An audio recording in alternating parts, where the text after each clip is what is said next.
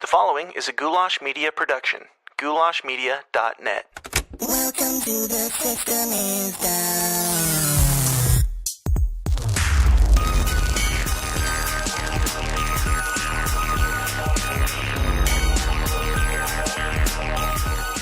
The question of the day is, how much is enough?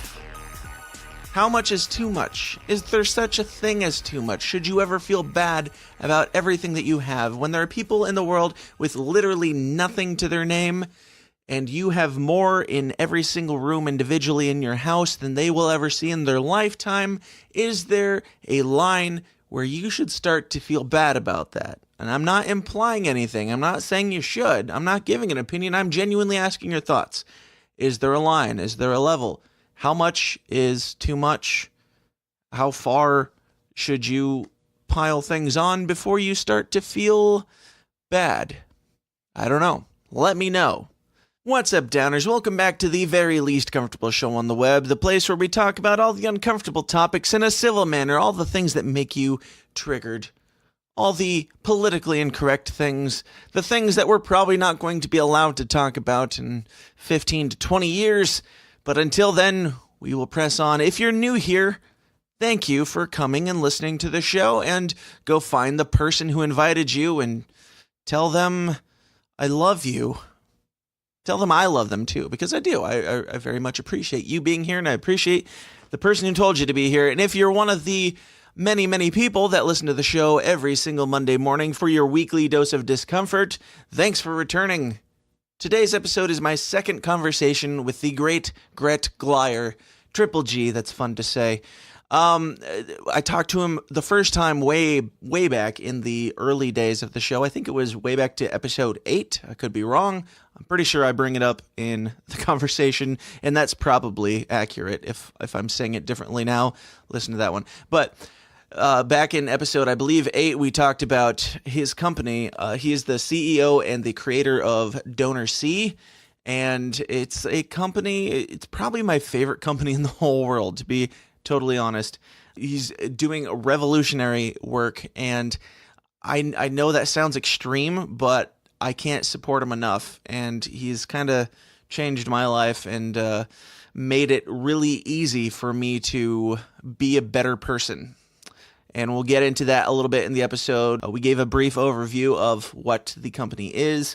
If you want to hear the full story, go back to episode 8. But we also talked about the state of America and the cushiness of our society, and whether that is a good or bad thing, and much, much more. And we're going to get into that in just about 27 and a half seconds. So I'm going to give a quick plug here. So go ahead and skip ahead like you always do. Hit that 15 seconds forward button, and I'll wait. I'll wait so you don't miss it. We're still here. I haven't given it yet. If you're not already a member of the Downers Club, that is the place where you can get much more audio and video content, extended interviews, extra shows. We cover the news, we cover movie reviews and TV reviews, and I give rants about the things in the world that I hate, and much, much more. And it is what keeps the show going. It's what keeps the show getting bigger and better. I am investing every single dollar that you give back into making this show the best it can be. So go get into the Downers Club and become a part of something bigger than yourself. Become my boss, basically. And you can do that by going to patreon.com/the system is down and signing up for as little as $5 a month. That's all I'm going to say. As little as a cup of coffee a month. That's it. Moving on. Here's my conversation with the amazing, world-changing Gret Glyer of DonorSee. Let's get weird.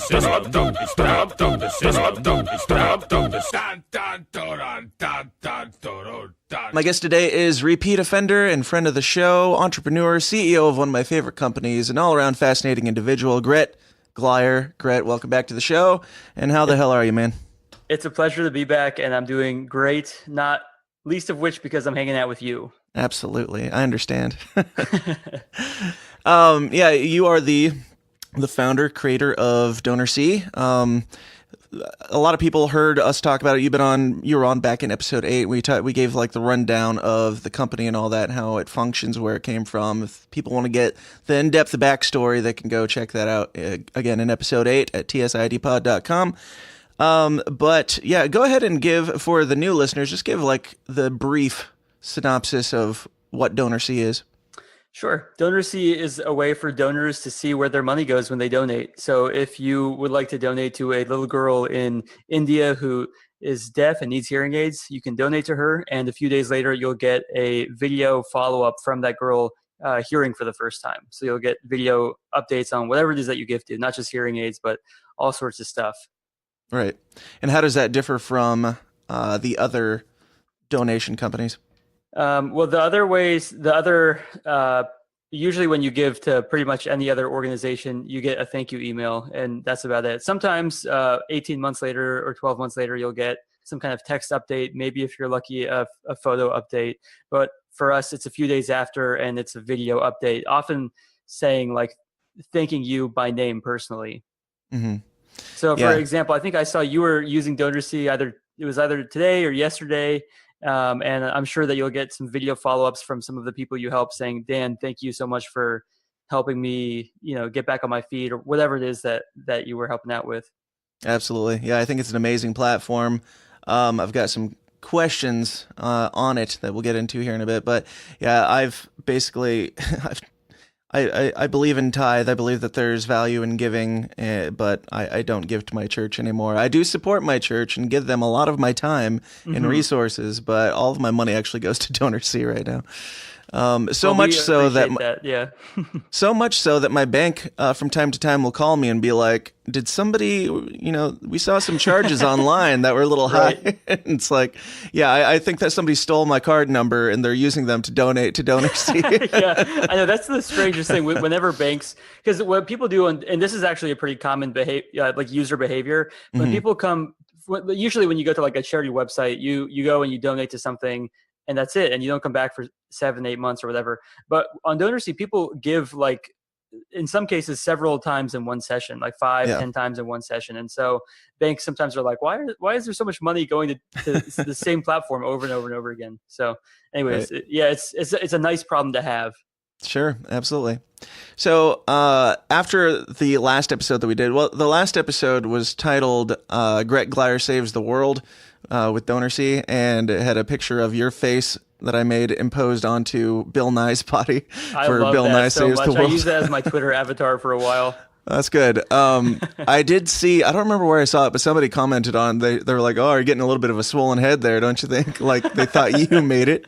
So did you get much pushback over that? I guess so. I mean, people always have opinions about everything. It's like, it's a fun little image, Right. I was like, whatever. I spend my working hours, basically all of my waking hours, like working on helping people in extreme poverty.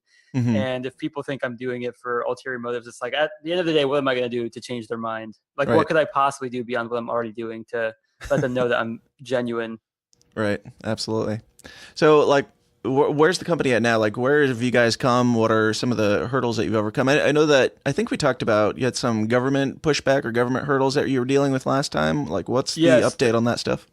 Sure. So probably the last time we talked, the government hurdles was that the Peace Corps wasn't letting their volunteers use our app to post projects, and they're still not letting us do that. And for the moment, we've just like let that go until we can. There's a long-term plan to fix it, but not a short-term plan. Sure. And then the other kind of difficulty that we've had lately is Apple has. This is okay. So see if you can follow along. Apple recently introduced Apple Pay, and they want people to use Apple Pay. And one of the ways that they're doing that is they're forcing charities to use Apple Pay. The problem is Apple Pay does when they have apps on the iTunes store. Okay, so the problem is the way that our structure works, where we send money directly to people overseas. Apple Pay doesn't offer that functionality, and so DonorSee literally can't use Apple Pay for our transactions, and so they're not letting us update our app.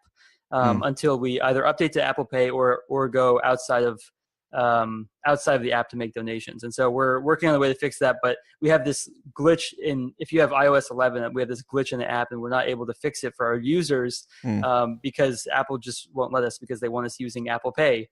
Yeah.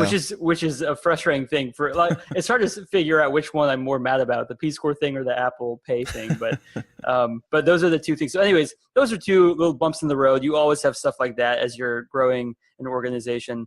But we've had so many good things happen that I don't want to complain too much about that stuff. So for example, one of the things that's been nice is I'm frequently invited to talk on different podcasts, and that's gotten us a lot of exposure. I was on the Tom Woods podcast right after we launched an investment campaign, and our goal was to raise about $100,000 over the course of 6 months. And a combination of a whole bunch of different things. One was being on the Tom Woods podcast. One was just having a loyal and dedicated user base. One was how the algorithms work on this fundraising site. We actually ended up raising the $100,000 in about 2 weeks.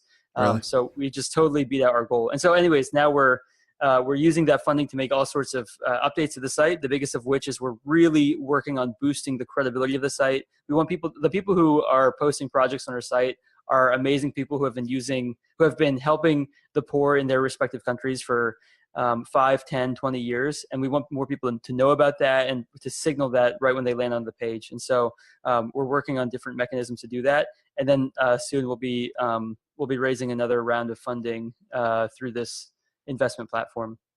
Yeah, that actually addresses one of the questions that I had for you. As far as like checks and balances on who's allowed to post projects and who's not, and do you actually follow up? I mean, how closely do you keep an eye on them to make sure the money is actually going where they're saying it's going? Yeah, great question. So there was a time when we were more lenient with who we allowed to post, and as we we still kept like a tight leash. Like we allowed people to post, but then we would like check to see.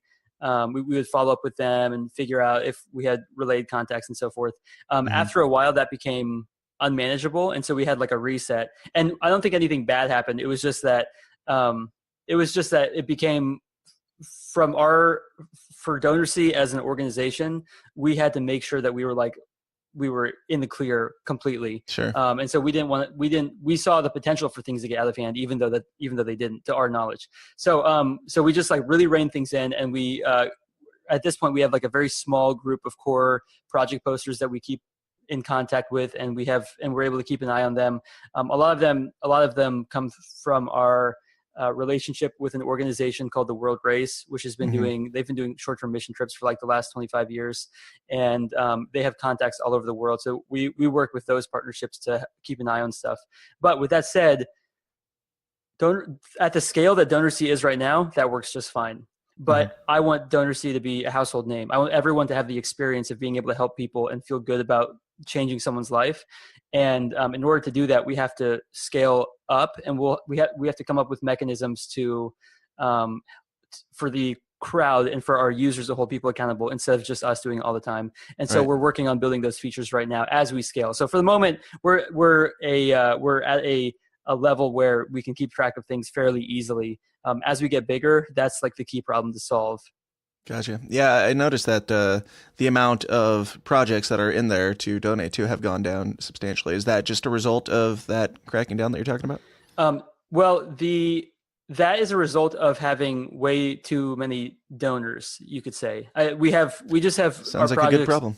It is, yeah. What's happening right now is that because we are only allowing a handful of people to fundraise through our site, because of that, the number of donors like far outweighs the number of people posting projects. And so we have this kind of like repeat cycle where people post projects and then they just get flooded with donations, and then so there's still projects left over and a few more projects get posted, but we just can't keep up with the demand for donations. Sure. And yeah, it's a good problem to have, like you said. But we're trying to, and it's tough for me. There's all sorts of things that are, as the CEO of the company, you always see things that are like not optimal, and you want to address them. For example, like the iOS update. Like I would love to just like fix this one little glitch, and I just have to like let it sit there for a while until it's the right time to fix it.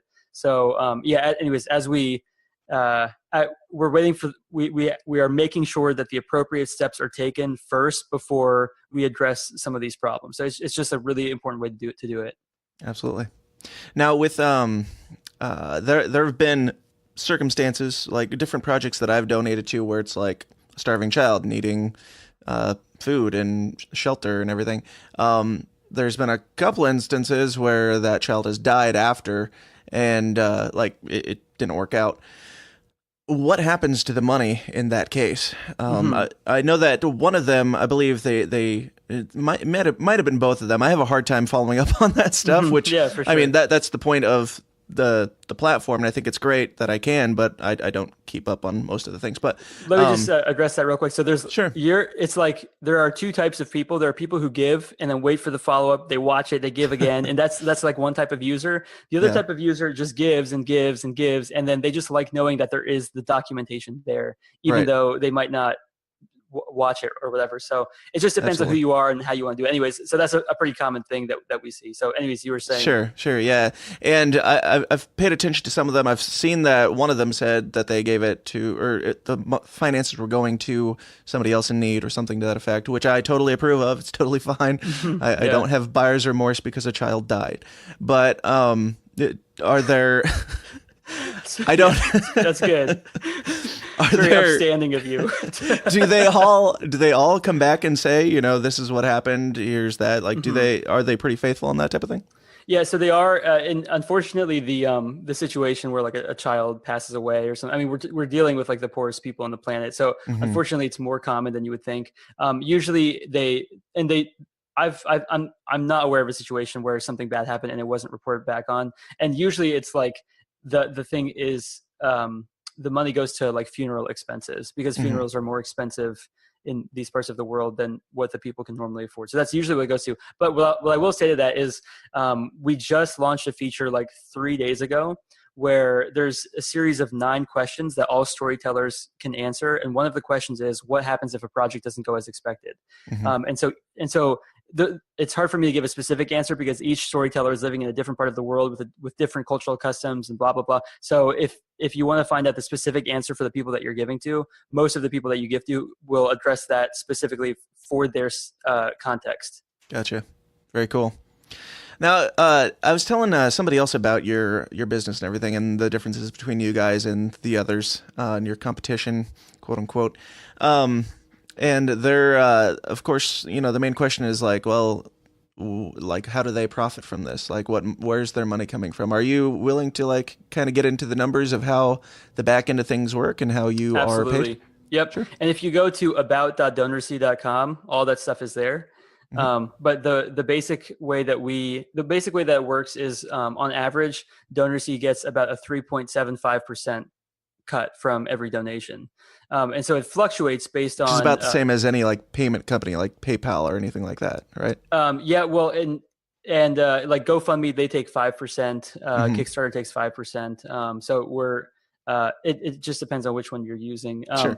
But so we take a 3.75% cut, and then there's like a credit card fee on top of that. But ours fluctuates based on like the amount of the credit card fee and the amount of the donation and stuff. But on average, what we're profiting from, I mean, like you have to think about how much volume you have to do to profit from 3.75%. But so it's like that money is almost or is entirely being used to like upkeep the platform and go to paying people to write the code and do the marketing and all that stuff. As the CEO, I get zero money from it. I don't get paid at all. So it's just all that money goes entirely to helping.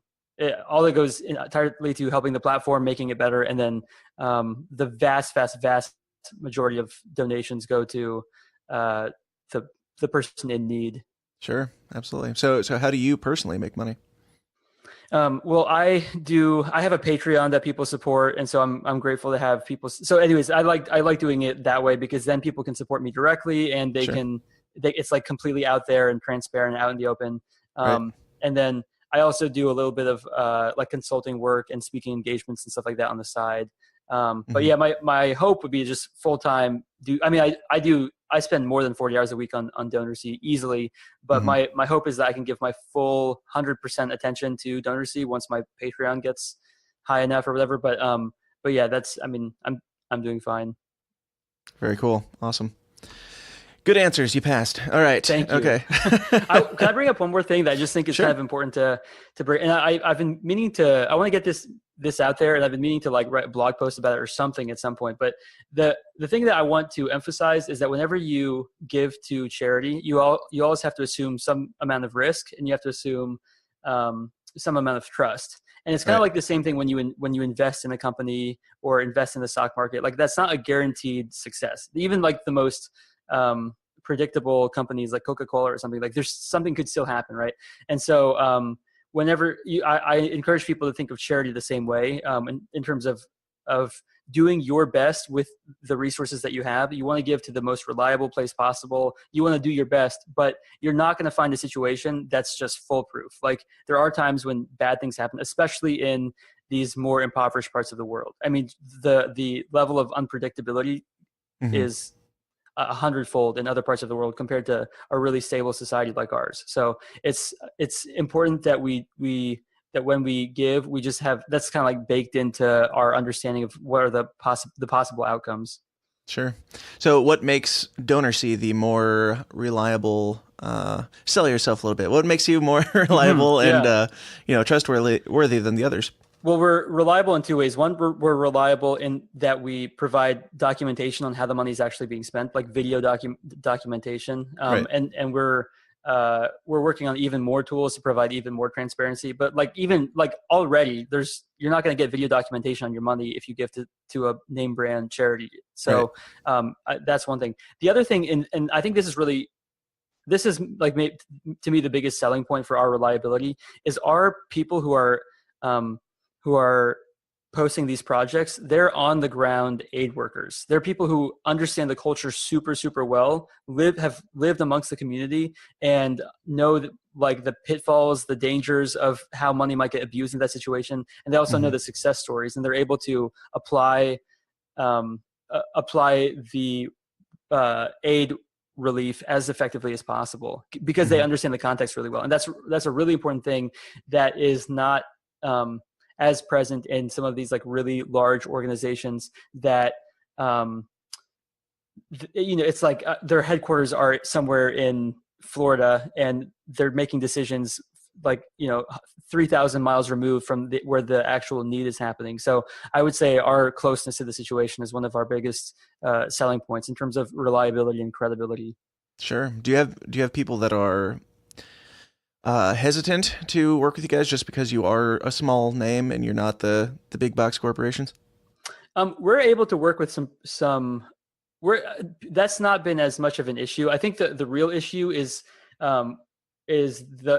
most charities are content just doing things the old way. If they can get money and not tell people what they're doing with it, that's way easier than what we do, where you have to report on the donation. Right. And so that would be the only thing that kind of creates some friction with onboarding people, is getting them to commit to doing the video documentation. But as people who use our platform know, the people who do the video documentation are really passionate about it and do an excellent job.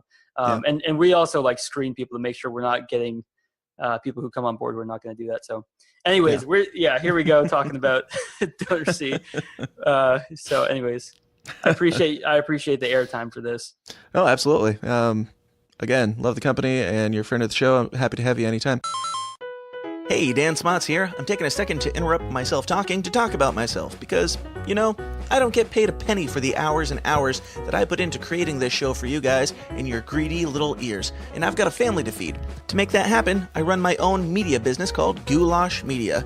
If you have a need in anything from video production to graphic design to audio production and beyond, you can get it all for a painfully fair price at Goulash Media. In video, I do weddings, music videos, commercials, pageants, plays, etc., etc., etc. For design, I do photo editing, album art, logos, branding, business cards, merchandise, you name it. For audio, I do engineering, production, editing, jingles, and, well, podcasts. So if you've got a media need of any kind, or if you'd just like to give a little something back and help keep my children fed, check out all the endless options at my website, goulashmedia.net. That's goulash, Goulash, media.net, where we cater to the little guy with the big vision.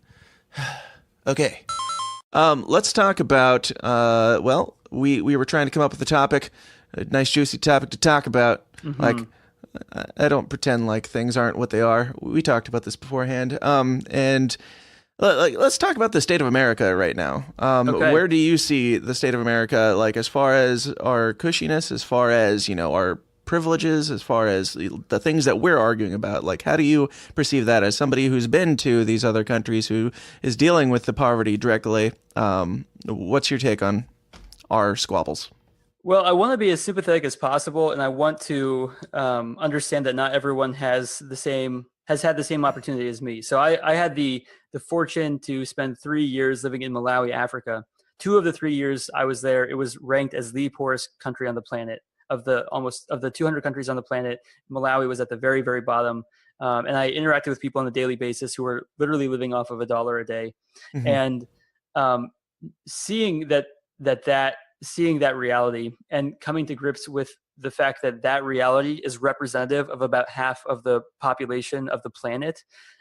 That's made it hard. That's made it hard for me to have sympathy for some of the issues that we're facing in the U.S. And I've come. It's there was like a lot of bitterness that came along with that. When I lived in Malawi for 3 years, and then I moved back to the States. I've been back in the States for about 2 years now, and I had to go through a period where I had to learn to like be okay with the amount of discourse and the amount of entitlement and complaining and so forth. And so, yeah, I'm in a place now where I've accepted it. It's part of life, and I understand like why it exists. It's just how it, this is how the nature of things. But I do hope that I can be one of the voices that brings awareness to some of the issues that are happening in other parts of the world, specifically the poorest half of the world. I think that they don't get nearly as much attention as they deserve. Mm-hmm. So you're saying that people on college campuses who are crying about hate speech and safe spaces. Well, what are your thoughts on that? I mean, I think that they're soft, and I think that they really could use a dose of reality. They could use a trip to some rural part of the world. And yeah, I feel like embarrassed for them. I don't know what else to say. Like I think that they're just sorely mistaken. Right. That they don't quite understand how good they have it. They just, I mean, like to attend a college in the U.S. is an opportunity that billions of people on the planet, billions of people on the planet would die for. They would love the opportunity to just be at any college in the U.S. In fact, I know people. I spent a year teaching math to high schoolers in Malawi, to Malawian high schoolers, and one of them, his name was Mazadi, and I got the chance to mentor him, and he was able to perform really well at the school, and he was able to attend a college here in the States. And for him, I had a conversation. I have conversations with him every now and again, and hearing him, I asked him, like, what do you think about people complaining? And he's like, well, it's hard for me because like, I really want to be here in America. I really want to like work on my education here. Like I worked really hard up to this point, and this is like a really meaningful experience for me. And it's just hard for me to see people take it for granted. So yeah, I mean, it's just, it's tough. It's tough. Yeah, absolutely. So, I hate to come across as judgmental in any way whatsoever. Cause like on the one hand, I kind of sympathize with it, but at the same time, the amount of, any kind of like unsavoriness, or maybe I don't come across as politically correct or whatever. I feel like some of that is necessary if we're going to truly grasp the realities of our planet, of the humans on the planet. Yeah, you can't always love people out of their stupid, and you're a better person than I am because I have a lot harder time not judging these people. It's tough. It is so tough. I freely admit that. Yeah, and I mean, honestly, you and I, we're here talking through the internet on expensive microphones and grand equipment. We're not exempt from the judgment for, any of this stuff. There's still some sort of disconnect for myself, especially, and probably you even a bit, since you still live here and do your fun things. Like, what cushy non-essentials do you have? Do you feel like guilty about any of that? To some extent, but well, I'll put, this is what I feel guilty about. This is really it. Cause yesterday I was working out, I was lifting weights, and what I do is a lot of times, when I'm lifting, I'll do a set, and then I'll check my phone in between sets while I'm resting or whatever, and then I'll do another set. And so, during this, I forget what workout it was that I was doing, but I was texting with my friend in Malawi who works for me. His name is Prince. And Prince was telling me that he had recently visited a village in rural Malawi that didn't have clean water, and they were drinking from the same water source that their livestock, their animals, defecate in. And I hear that stuff, and it's like I'm getting a text message about it, right? And Prince's phone had died when he went to go visit this village, so he wasn't able to take video of it. But we have tons of videos of this kind of thing from like situations like that with Prince before, and I've been to these places like personally when I lived there, and it's just like I'm working out in this like nice Planet Fitness with like plasma screen TVs plastered against the wall. And I'm using my smartphone device and I'm connected to the internet, like high speed internet, which half the planet doesn't have. And I'm just like thinking, that's the part where it's like, I never, ever want to get too comfortable. I never want to like forget about these things. I always want to remember them. And I want to remember that they exist. I want to continue to work on them. And obviously like I work on DonorSee every day and I'm able to be reminded more than most people, but still living in America, it's so easy to be detached. Yeah. And yeah, I just think the type of non-essential stuff that, I go out, I think like the biggest thing that sometimes I question is like how much, I go out to eat and me and my fiance will go out and spend $50 or $60 on a meal. And I'll think like, that's 2 months wages for some people. And that's tough to swallow. This is another thing that's my fiance and I, we're planning a wedding right now.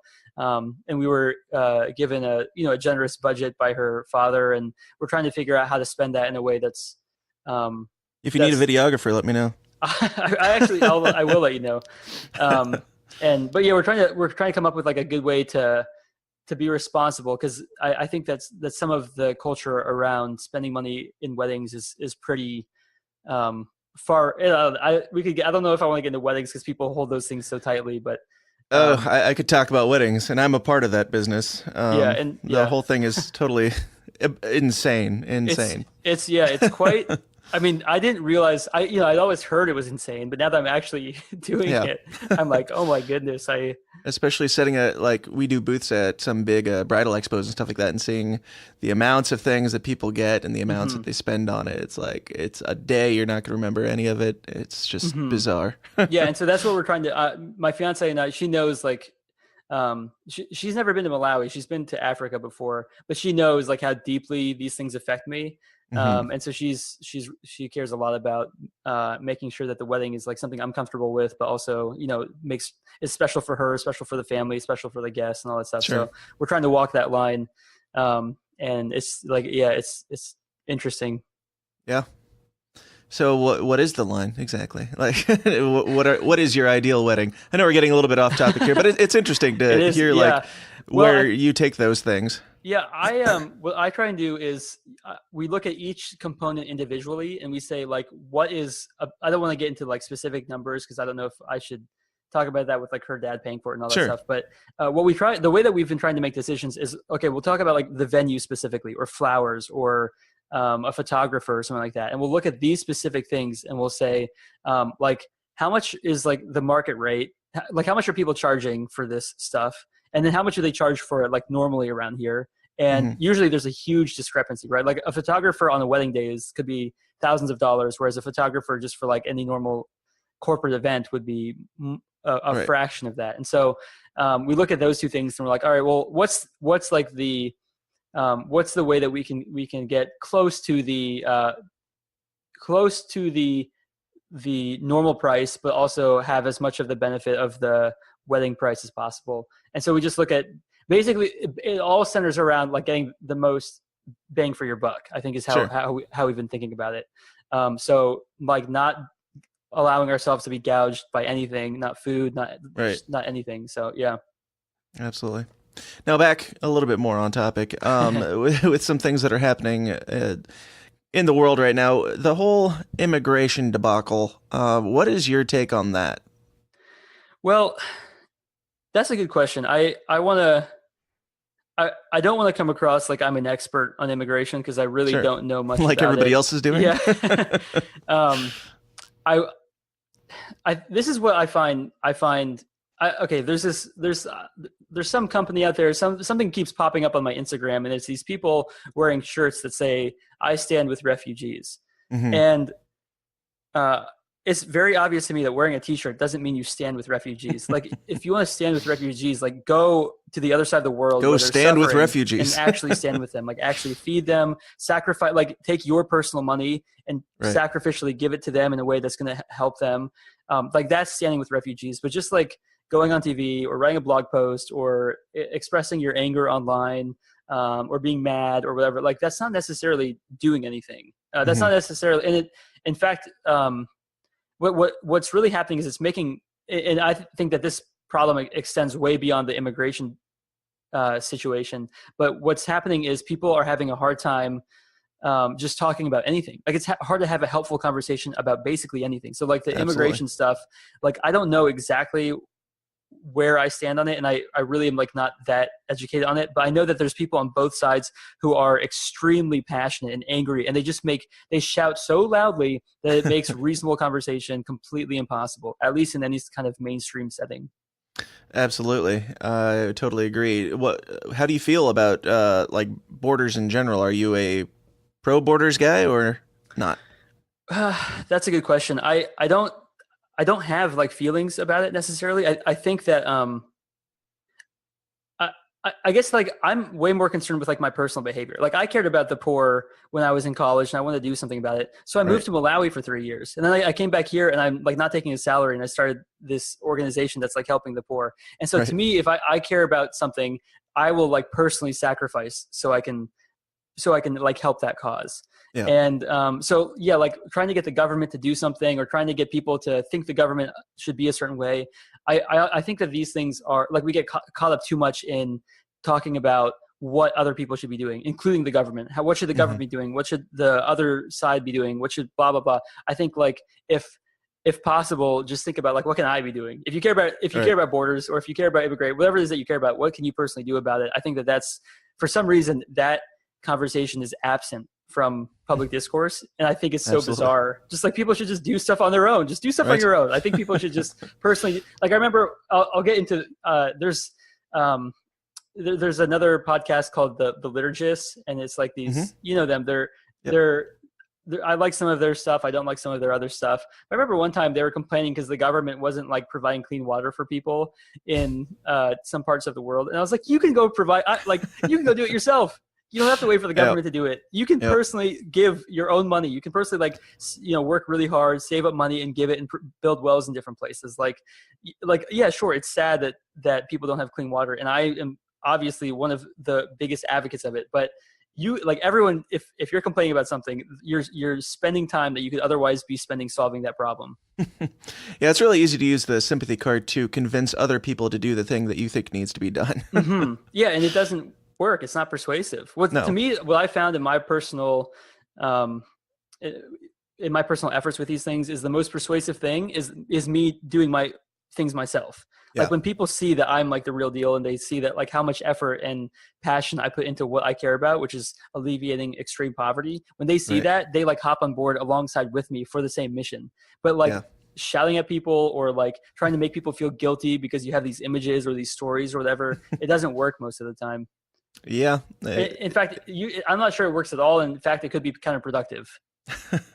Oh, you mean like putting commercials on TV with sad children in other countries and saying $0.25 a month or whatever, and there's you're standing there in a suit while they're like starving next to you, and you're like, look at this kid, you should help this kid. That's a great way to get money. And charities have done an excellent job of getting money for that. But then the question is like, are the kids in the commercials actually being helped? Right. Like, do we know? We don't know. We don't know what's going on with all right, with the pack it up, guys. Let's move on to the next village. Yeah, we got lots of good footage here today. Yep.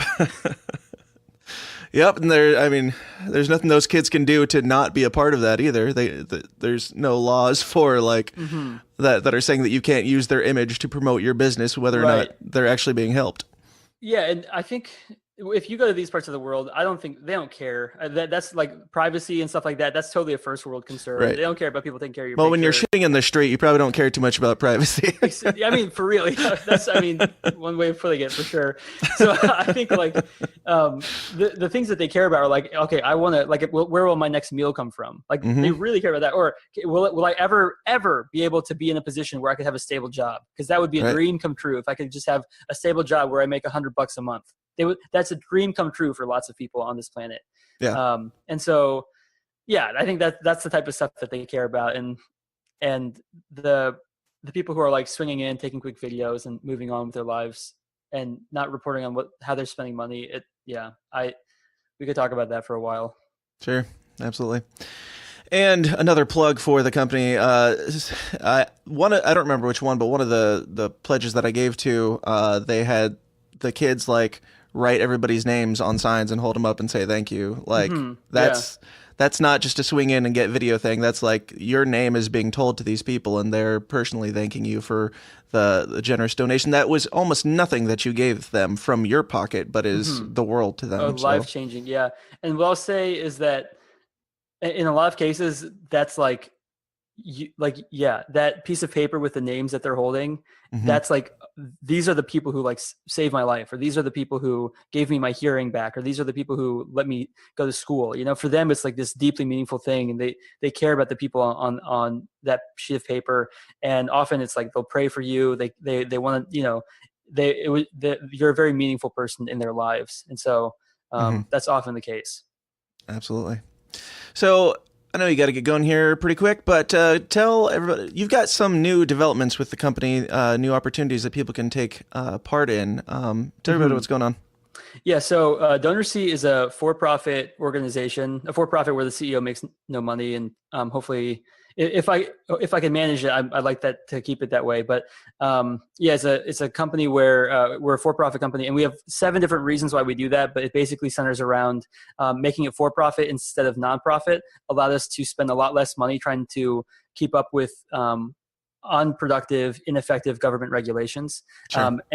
But we still are able to offer tax deduction in some settings by using other people's nonprofits. Okay. So with that said, we're a for-profit company, and we are raising a round of investment on a site called WeFunder. And so if people believe in what we're doing and they want to support us, and you can support us either because you think we're going to be really big and you can invest in a way where your money will be worth more someday, or you can support us in a way where you like our mission and you want to show support in that way. You can go to wefunder.com/DonorSee, and we're raising funds there to make our platform better and to continue our mission of helping.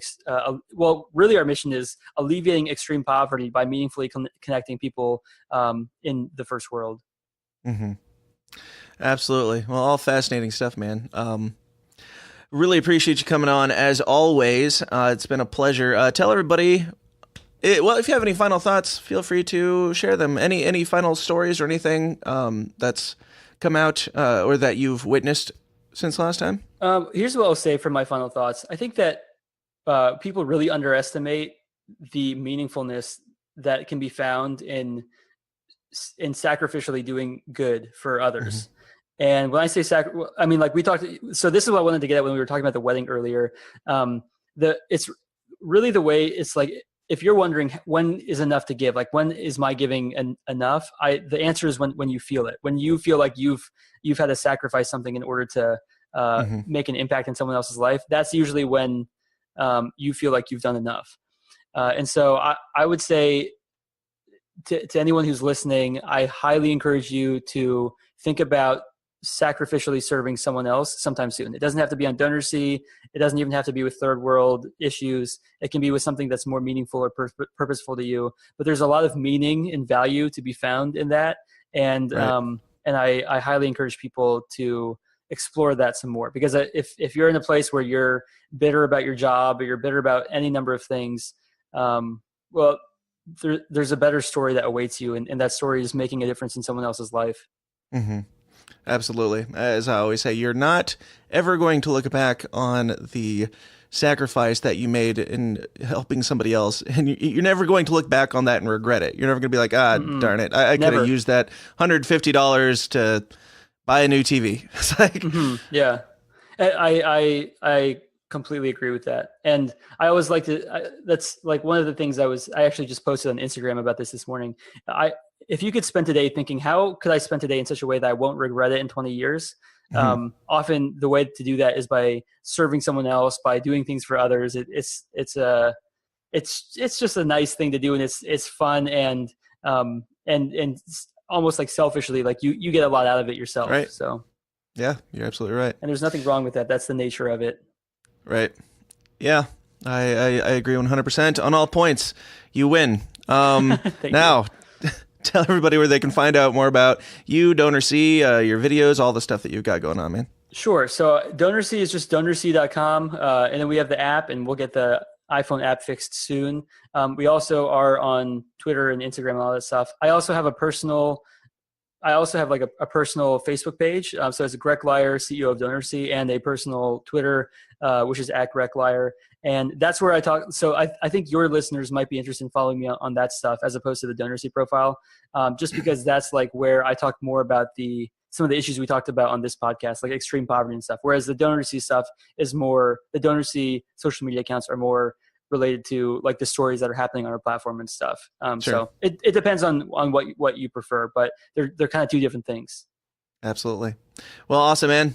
I've said it a couple times already, but you're always welcome here, and thank you so much for coming on. It's been a pleasure, man. Thank you so much. Thanks, Dan. Hey guys, thanks for sticking around to the end. I hope you enjoyed my conversation with Gret as much as I did. I love these conversations. I know I say that at the end of every episode, but I really enjoyed doing this stuff for you guys and for myself. I wouldn't even say necessarily I'm doing it for you, because this is something that makes no sense. I'm not qualified to do this. I'm not qualified to talk to these people. I'm a guy with a mic, and that's my qualification.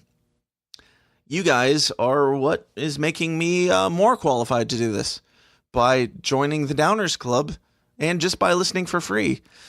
I really appreciate you guys' support, and I don't understand why you're enjoying the show as much as you do. I hope that I'm doing my very best to make it worthwhile for you to keep coming back and telling people about the show.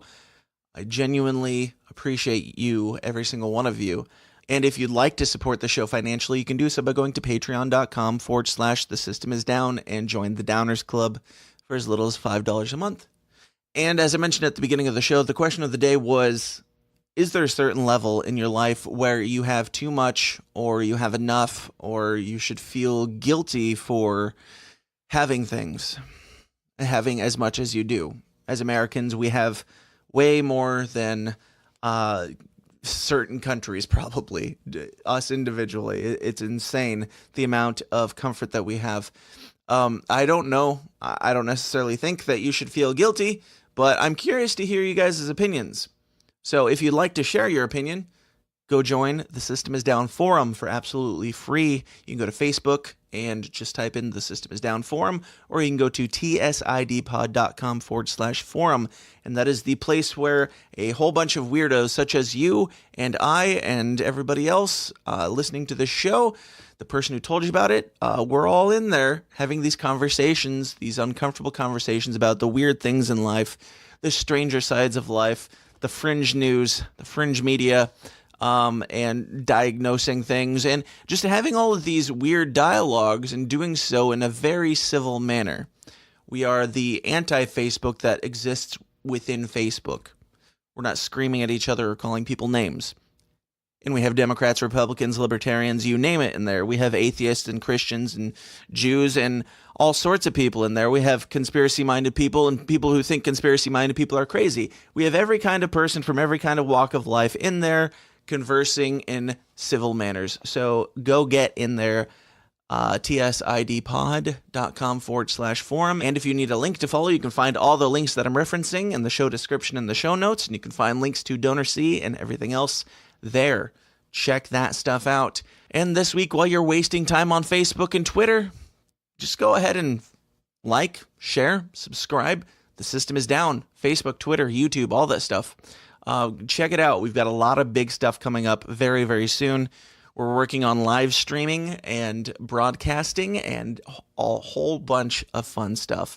So keep your eyes and ears open. And as always, go out and talk to somebody civilly about hard topics. The best thing that you can do to change the world is to listen to somebody else. Know what you believe and listen to somebody else. I know I've said it a lot, but I don't feel like you're doing it, because the world It doesn't seem to be changing. Let's get out there and do it for real. Let's change the world together, one uncomfortable conversation at a time. But you guys, I appreciate you more than I could possibly say. I love you, and I thank you so much for listening to the show and supporting the show and spreading the word. Please continue to do so, and I will continue to pour my all into it and make it the best thing that I possibly can for you. If you do all that stuff, you know it. I'll be back here first thing next Monday morning with some uncomfortable conversations for you. Until then, ladies, gentlemen, and everything in between, question everything and stay uncomfortable. Thanks. This has been a Goulash Media production. goulashmedia.net. This concludes our broadcast day. Click.